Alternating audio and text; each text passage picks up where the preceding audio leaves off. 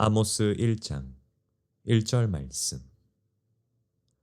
유다 왕 우시아의 시대 곧 이스라엘 왕 요아스의 아들 여로보암의 시대 지진전 2년에 드고와 목자 중 아모스가 이스라엘에 대하여 이상으로 받은 말씀이라. 좋은 날입니다. 성령님께서 오늘도 여러분들의 심령 가운데 큰 은혜와 평강으로 함께하여 주시기를 주님의 이름으로 축복합니다. 자, 오늘부터 여러분들과 함께 아모스서 읽기를 시작하기로 원합니다. 오늘은 그 첫 시간으로 아모스서로 본격적으로 들어가기 전에 아모스서의 개요, 전체적인 서론을 먼저 한번 살펴보고 그리고 아모스서로 내일부터 한 장씩 들어가기를 원합니다. 자, 오늘은 아모스서의 개요입니다. 분류상으로 봤을 때 이 아모스서는 예언서입니다. 자, 그런데 먼저 이걸 한번 짚어보고 그리고 들어가죠. 여러분, 예언서라고 하면 사람들에게는 일종의 편견들이 있습니다. 첫 번째, 예언서라고 하면 어떤 사람들은 예언서, 그거 굉장히 그냥 무서운 책이야. 그렇게 이해하는 사람들이 있죠. 그런데 그것은 반은 맞고 반은 틀린 그런 이해입니다.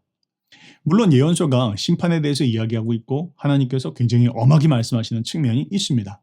여러분, 예언자는 언제 등장한다고 그랬죠? 예언자는 이스라엘 백성들이 타락할 때 등장을 합니다. 잘 살고 있을 때 등장하지 않아요. 예언자는 분명히 위기의 상황에 등장하기 때문에 위기의 상황에 등장해서 잘하고 있다 등을 토닥거리면서 그런 얘기 하지 않으시겠죠. 돌이켜라, 회개하라 이런 이야기를 하기 때문에 분명히 책망의 메시지가 담겨 있긴 합니다. 그러나 그렇다고 해서 예언서가 무조건 책망, 무조건 심판만 이야기하는 거 아니라는 것도 우리가 이해를 해야 되겠죠. 예언서는요, 심판과 함께 그들을 향한 사랑과 그들을 회복시키실 것이다라는 약속도 함께 담겨 있다는 거 먼저 여러분 이해하셔야 예언서를 바르게 이해할 수 있습니다. 그 다음에 또 다른 어떤 이해를 하시는 분들은 예언서 하면 그냥 난해하고 오리무중이고 이해하기 참 어려운 책이다 그렇게 이해를 하죠. 그것도 일면 맞는 말이긴 하지만 그러나 그것도 조금 더 생각해 보면 그렇지 않다라는 것을 알 수가 있습니다. 여러분, 오늘날로부터 해서 예를 들면 아모스 같은 경우는 2700년도 전에 그런 사건입니다. 2700년 전 사건이니까 그 사건들이 오늘 우리가 그냥 읽었을 때 바로 이해가 되고 바로 적용이 되고 그게 오히려 이상하겠죠. 자, 그런데요. 예언서를 읽으실 때 예를 들면 어떤 정치적인 상황 혹은 어떤 외교적인 상황, 경제적인 상황, 사회적인 종교적인 상황 몇 가지의 어떤 그 틀만 잘 걷어내고 오늘날의 상황 가운데로 어떻게 이해할 수 있을지 조금만 도움만 받아서 그것을 잘 걷어낸다면 사실 이 예언서가 이야기하고 있는 메시지는 굉장히 단순하고 쉽습니다. 여러분, 하나님께서 예언을 주시는데 당시의 사람들에게 이야기하시는데 읽으면 읽을수록 들으면 들을수록 알쏭달쏭하고 오리무중하고 그러면 그게 하나님의 예언이 아니겠죠. 하나님은 당시의 사람들에게 너무나 쉽고 명확하게 이해할 수 있는 말씀을 주셨다는 겁니다. 다만 시간이 많이 지났기 때문에 좀 어려운 측면이 있다. 그렇기 때문에 그런 부분들만 조금 이해한다면 쉽게 이해될 수 있고 또 오늘날 우리에게도 적용되어지는 말씀이다라는 걸 알 수가 있습니다. 그 다음 세 번째, 예언서 하면 또 어떤 사람들은 이것을 그냥 미래에 대해서만 이야기하는 마치 미래를 점치는 책으로만 이해하는 경향이 있죠. 그러나 그것도 틀린 것입니다. 여러분, 예언할 때 예가 미리 예가 아니라는 거 알고 계시죠? 예언할 때의 예는 미리 앞날에 대해서 이야기하는 책이 아니라 맡을 예입니다. 하나님께서 오늘날 우리에게 하나님의 말씀을 맡기셨다라는 것이죠. 당시의 상황이 하나님의 말씀에 비추었을 때 어떤지를 돌아보라는 것입니다. 미래에 대해서 이야기하는 측면이 있습니다. 그런 부분이 분명히 있어요. 그러나 그것만큼 더 많은 것은 오늘 너희가 지금 서 있는 그 자리가 하나님의 말씀에 비추었을 때 얼만큼 멀리 떨어져 있는지를 돌아보고 삶을 교정하라 라고 이야기하는 책이 바로 이 예언서라는 것이죠. 그런 관점을 가지고 여러분들이 예언서를 읽으시면 훨씬 더 정확하고 또 재미있게 읽을 수가 있습니다.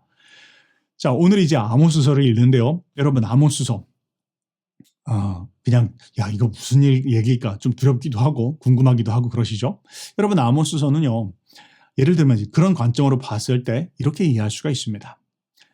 여러분, 오늘날 우리 한국 사회를 보면요. 한국 사회에 약 한 기독교 인구가 한 20% 정도 된다고 하죠. 5명 중에 1명이 기독교인이다. 그렇게 이야기를 합니다. 자, 그런데 여러분, 하나님께서는요. 기독교인들을 이 사회 가운데 빛과 소금으로 부르셨습니다. 그러나 그럼에도 불구하고 여전히 한국 사회에는 공정치 못한 일들, 또 불의한 일들, 정의롭지 못한 일들이 너무나 많이 벌어지고 있다는 거 동의하십니까? 그렇습니다. 그런 일들이 너무나 많이 벌어지고 있습니다. 그런데 바로 그 이야기를 하고 있는 것이 아모스서입니다. 오늘날로부터 해서 2700년 전에 그런 사건임에도 불구하고 그 당시에도 여전히 불의하고 공정치 못하고 공의롭지 못한 일들이 너무나 많았고 바로 그런 현실 가운데 하나님께서 아모스를 보내셔서 하나님의 말씀을 맡기셨다라는 겁니다. 그래서 우리가 조금만 도움을 받아서 당시의 상황들을 이해한다면 이 말씀은 오늘날 우리에게 너무나도 정확하고 너무나도 놀랍게 지금 나의 상황 속에 지금 우리의 현실 가운데 말씀하는 것이구나라는 것을 깨달을 수 있다는 것이죠. 자, 그런 관점으로 여러분들이 아모스서를 보시면 훨씬 더 큰 도움을 받을 수 있을 것입니다. 자, 이제 한번 그러면 책 제목 한번 볼까요? 여러분, 아모스의 이 책 제목은 별로 어렵지 않습니다. 히브리 성경에서도 아모스서라고 그렇게 부르고요. 그것을 헬라어로 번역한 70인역에서도 아모스서, 그리고 한글 성경에서도 아모스서 그렇게 책을 이름을 붙여서 부르고 있습니다. 주인공 아모스의 이름을 따서 그 책의 이름을 그렇게 붙이고 있는 것이죠. 자, 중요한 것은 시대적인 배경입니다. 당시에 어떤 배경 가운데 이 아모스서가 쓰여졌는지에 대한 것을 우리가 알아야 됩니다. 시대적인 배경은 호세아서, 아모스서, 그리고 앞으로 보게 된 요나서 이 세 권의 책이 당시 북이스라엘의 여로보암 2세의 당시에 쓰여졌다는 것을 이해해야 합니다. 여러분, 여로보암 2세 지난번에 우리가 열왕기 상하 공부하면서 함께 배웠죠. 여로보암 2세 때가 어떤 상황이었습니까? 당시 굉장히 부강했던 그런 시대였습니다. 정치적으로 봤을 때 아수르가 굉장히 내분 때문에 잠시 머뭇거리고 있는 그런 시간이었고 또 애굽은 별로 힘을 못 발휘하고 있는 그런 시간이었습니다. 또 그들을 이때까지 힘들게 했던 적대 국가였던 이스라엘 바로 위에 있는 아람, 그러니까 오늘날로 이야기하면 시리아죠. 그 아람이 아수르에 의해서 정복을 당하면서 아람이 굉장히 공백 상태가 되었습니다. 자, 그 상황 가운데 여로보암 2세가 땅을 굉장히 크게 확장을 하였죠. 위로는 레바논까지, 밑으로는 사해 북단까지를 차지하면서 당시에 솔로몬 이후에 가장 큰 영토를 차지하였다라고까지 이야기할 수 있을 정도로 여로보암 2세 당시에는 정치적으로도 굉장히 안정적이었고 경제적으로도 부강했던 그런 시기였던 것을 알 수가 있습니다. 한마디로 이야기하면 풍요로운 황금 시대였다라고 그렇게 이해할 수 있죠. 자, 그런데 이해가 안 되죠. 아니, 그런 시대에 왜 하나님께서 예언자를 보내셨을까라는 것입니다. 자, 이 아모스가 누군지를 한번 살펴보면요. 아모스는요, 분명히 북이스라엘의 그 여로보암 2세 당시 북이스라엘에서 활동했던 선지자인데, 그러나 그의 출신은 남유다였습니다. 그런데 그의 출신을 살펴보면 더 재미있는 게 있습니다. 바로 그가 남유다의 드고아라는 곳에서 태어나서 자랐는데요. 그 드고아는 베들레헴에서 약 한 남쪽으로 남동쪽으로 한 16km 정도 떨어진 유다의 산지의 촌마을입니다. 그리고 그는 더군다나 그의 직업은 제사장이라든지 혹은 뭐 선지자 학교를 나온 이런 사람이 아니었어요. 그는 그냥 평민 출신이었습니다. 양을 치는 목동이었고요. 목자였고요. 그리고 뽕나무를 키우는 농부였습니다. 그냥 신분은 일반적인 사람들과 다를 바가 없었다는 것이죠. 그런데 그런 그를 하나님께서 콜하셔서 그를 북이스라엘로 보내셔서 그로 하여금 하나님의 말씀을 전하게 하셨다는 것이죠. 자, 왠지는 한번 뒤로 들어가서 한번 보도록 하고요. 당시의 경제적인 상황을 한번 이해한다면 좀 더 이해가 될 겁니다. 자, 여러분, 그런 정치적으로 안정되고 또 경제적으로 부가 쌓여가기 시작하는 그런 상황이었는데, 자, 여러분 한번 봅시다. 정치적으로 얘기했을 때 땅을 크게 차지하고 나니까 수많은 어떤 통상로라든지 교역로라든지 이런 것들을 차지하기 시작하겠죠. 통행세를 받고 또 무역을 하기 시작하면서 나라의 돈이 기하급수적으로 쌓여가기 시작합니다. 자, 그런데 돈이 많으면 항상 타락이 일어납니다.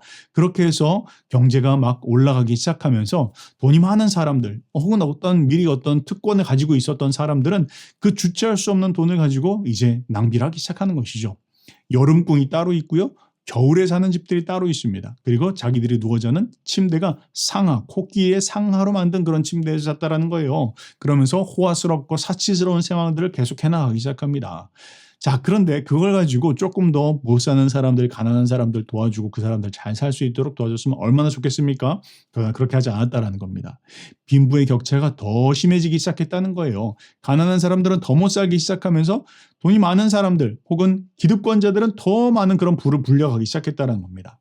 가난한 사람들은 착취당했고 그리고 심지어는 적은 돈 때문에 돈이 없어서 자신의 몸을 그냥 종으로 팔 수밖에 없는 그런 상황에 이르게 되었다라는 것이죠. 자, 도덕적으로도 굉장히 타락으로 치달았는데요. 성적인 타락은 물론이고 가장 심각했던 건 재판이 아주 굽어지기 시작했습니다. 여러분, 한 나라의 재판이라고 하는 것은 최후의 보루입니다. 재판관들이 돈을 받거나 혹은 어떤 세력에 매수되어서 한쪽으로 치우쳐 판결하기 시작하면 그 사이는 소망이 없는 것이죠. 당시의 상황이 그랬다는 것입니다. 불의한 재판이 횡행했다라고 그렇게 성경이 이야기하고 있습니다. 자, 그런 상황 가운데에서 영적으로도 혹은 종교적으로도 타락이 계속되어졌는데요. 살찐소와 살찐양과 온갖 재물들을 드렸지만 그런데 그 재물들 하나도 하나님께서 기쁘시게 받지 않았다라고 그렇게 이야기합니다. 이유는 무엇입니까? 그 사람들이 드리고 있는 그 재물들이 사실은 가난한 사람들에게 착취한 것으로 성소에 드리고 있는 재물들이었기 때문이죠. 어떻게 하나님께서 그것을 받을 수 있었을까요? 받지 않으셨다라는 것이죠. 겉으로는 풍성한 예물을 드렸습니다. 하나님 앞에 많은 것을 수입이 많았으니까 많은 재물들을 드렸어요. 그런데 실제로 그들의 삶은 하나님께서 말씀하시는 그 기준과는 전혀 관계없는 그런 삶을 살고 있었다. 이것이 바로 당시의 영적인 상황이었다라는 것이죠. 그래서 당시의 제사장 베델의 어떤 한 부패한 제사장에게 제사장이자 혹은 정치꾼에게 아마시아라고 하는 사람이에요. 그 사람에게 이렇게 이야기합니다. 아모스서 7장 14절과 15절에는 아모스가 자신에 대해서 이렇게 이야기해요. 아모스가 아마샤에게 대답하여 이르되 나는 선지자가 아니며 선지자의 아들도 아니라 나는 목자요 뽕나무를 재배하는 자로서 양떼를 따를 때 여호와께서 나를 데려다가 여호와께서 내게 이르시기를 가서 내 백성 이스라엘에게 예언하라 하셨나니 뭘 이야기하는 것입니까? 나는 전통적인 선지자가 아닙니다. 그러니까 오늘날로 이야기하면 내가 어떤 무슨 신학교를 나오고 혹은 어떤 무슨 교단에서 안수를 받은 목회자고 그런 게 아니라 저는 그냥 보통 성도입니다. 그리고 나는 어떤 이해관계에도 매여 있지 않은 그런 기득권과 관련이 없는 사람입니다. 그렇게 이야기하고 있죠. 자, 하나님은 지금 그런 사람이 필요했다는 것입니다. 왜요? 너무나 당시의 종교적인 어떤 타락, 이런 사람들이 돈을 가진 사람들과 결탁하고 그러면서 마지막으로 제사장들이 하나님 앞에 거룩함을 지켜야 되고 사람들을 바르게 가르치고 율법을 가지고 옳은 길을 인도해야 될 사람들이 타락하고 나니까 그것과는 전혀 관계가 없는 이런 사람들을 불러다가 하나님께서 당시의 상황들을 책망하시고 돌이키게 하셨다라는 것이죠. 자, 여러분, 아모스라고 하는 뜻이 뭔지 아십니까? 아모스의 뜻이 짐을 진 자라고 해석할 수가 있습니다. 짐을 진 자. 뭘 말합니까? 하나님의 짐을 졌다라는 것이죠. 그 시대적인 사명을 그가 어깨에 짊어졌다라는 것을 말합니다. 오늘날 이런 사람들이 참 필요합니다. 우리가 예수님을 믿고 또 주님을 따르고 비록 우리가 천국 가면 영원한 생명이 우리 가운데 지금부터 주어졌지만 영원한 생명 가운데 살아가고 있는 자들이지만 우리가 예수님을 믿는 이유는 그냥 비단 나 한 사람 잘 되기 위해서 우리가 예수님 믿는 거 아닙니다. 그냥 내 교회 잘 되고 혹은 내 사역 잘 되고 내 인생 잘 되기 위해서 예수님 믿는 게 아니라는 것이죠. 주님은 우리를 우리의 사회 속에서 우리의 상황 가운데서 부르셨습니다. 우리의 이 상황과 이 사회에 대한 영적인 부담감과 책임을 지라는 것이죠. 바로 그것이 아모스가 가지고 있는 그 시대 정신이었습니다. 그가 가지고 있었던 하나님 앞에서의 부르심이었다라는 것이죠. 이런 부르심을 오늘날 기독교인들도 가지고 있어야 합니다. 우리가 이 사회를 바라보면서 하나님의 말씀을 붙잡고 그 말씀을 읽어가는 가운데에서 깨어진 마음이지만 그런데 이 사회 가운데 하나님의 말씀과 멀어진 그런 부분들을 바라보면서 하나님께서 시대 가운데 뭐라고 말씀하시는지 무엇이 하나님이 말씀하시는 기준인지를 사회 가운데 부담스럽지만 때로는 그것이 걸림돌이 되어지지만 그러나 그 하나님의 말씀을 증거하는 그런 삶을 살아야 된다는 것을 지금 이야기하고 있는 것입니다. 자, 구체적으로 조금 더 한번 들어가 보면요. 당시 여로보암 2세 때였다 그렇게 말씀을 드렸죠. 아모스서 1장 1절에 보면 당시에 지진이 일어나기 2년 전에 이 예언을 하기 시작했다 그렇게 이야기를 하고 있습니다. 자, 최근 고고학적인 발견에 의해서 보니까요. 당시 이스라엘 지역에서 주전 약 한 760년경에 큰 지진이 있었던 것을 발견을 하였습니다. 그래서 증명이 되었다는 것이죠. 그러니까 그 760년 전에 지진이 있었던 것으로 보아서 아모스서가 주전 760년 정도 때에 쓰여진 책인 것을 우리가 알 수 있습니다. 그렇게 계산해 보면 아모스 이후에 40년 뒤에 약 한 722년 정도가 됐을 때 아수르에 의해서 포로로 잡혀가게 됐다라는 것이죠. 그러니까 포로 잡혀가기 전 한 40년 전, 그러니까 바로 그 여로보암 2세 당시에 사역을 한 것이 맞구나라는 것을 우리는 알 수가 있습니다. 자, 그런 상황 속에서 하나님께서는 북이스라엘의 상황이 더 이상 두고 볼 수 없는 그런 상황이었던 것 같아요. 내적으로도 정치적으로도 영적으로도 경제적으로도 너무나 타락으로 달려가고 있는 사회 속에서 하나님은 아모스라든지 혹은 호세아라든지 혹은 요나를 보내셔서 그 시대를 향한 하나님의 말씀을 맡기셨다는 것이죠. 그것이 바로 이 아모스서가 쓰여졌던 배경입니다. 자, 구성을 간단하게 한번 살펴보면 구성은 굉장히 단순합니다. 1장과 2장은 북이스라엘과 남유다를 포함해서 8개의 나라에게 하나님의 심판을 경고하는 내용들을 기록하고 있고요.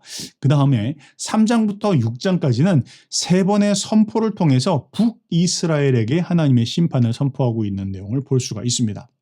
그 다음 마지막으로 7장부터 9장까지는 5가지의 환상을 통해서 하나님이 말씀하신 이 예언이 그대로 선포될 것이다. 성취될 것이다. 이스라엘은 반드시 멸망하게 될 것이다. 라고 하는 내용들을 기록하고 있는 것을 볼 수가 있습니다. 자, 아모스서는요, 굉장히 문체나 이런 것들이 굉장히 단순하고 아주 쉽습니다. 목동이고 또 뽕나무를 키웠던 사람이었기 때문에 그렇게 어렵고 고상한 이야기 하지 않았다는 것이죠. 때문에 여러분이 읽어보시면 그렇게 난해하지 않고 쉽게 읽혀지는 그런 메시지다, 책이다라는 것을 알 수가 있습니다. 자, 그런데요, 이 아모스서는요, 호세아서랑 비교해 봤을 때 호세아서는 어땠습니까? 호세아서는 둘 다 회개를 요구하고 있어요. 그런데 호세아서는 하나님의 웅장한 사랑, 포기하지 않는 사랑, 너희의 죄보다 나의 사랑이 더 크다. 그 하나님의 사랑을 강조해서 그들에게 회개를 촉구하였다면 아모스서는요, 하나님의 공의 혹은 정의에 대한 부분들을 굉장히 강하게 다루고 있습니다. 그래서 공의를 실현하지 못하고 있는 이스라엘의 상황을 책망하시면서 그들이 공의의 삶으로 돌아와야 된다는 것을 강하게 이야기하고 있는 것을 볼 수가 있습니다.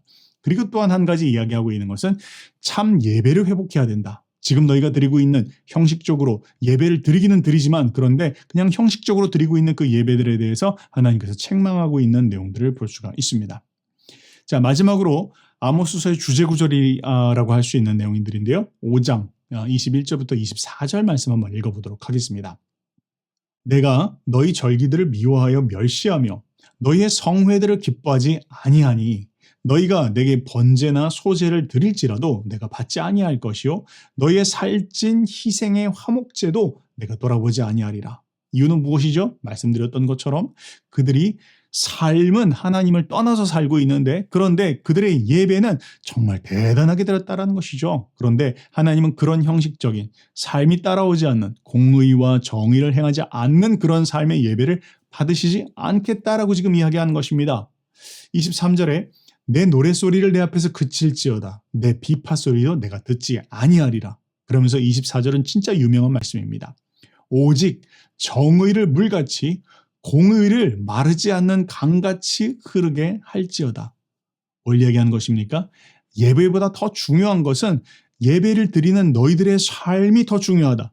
너희의 삶이 참으로 하나님 앞에 공의롭고 정의로운 삶인지 너희가 그것을 먼저 돌아봐야 한다.